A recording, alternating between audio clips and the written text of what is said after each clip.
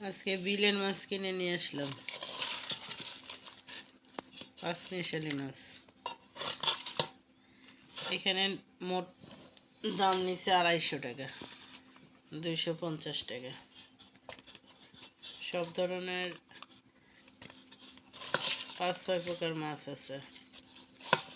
ফলি মাছটা বড়ই আছে, ফলি মাছ, কই মাছ, টাকি মাছ।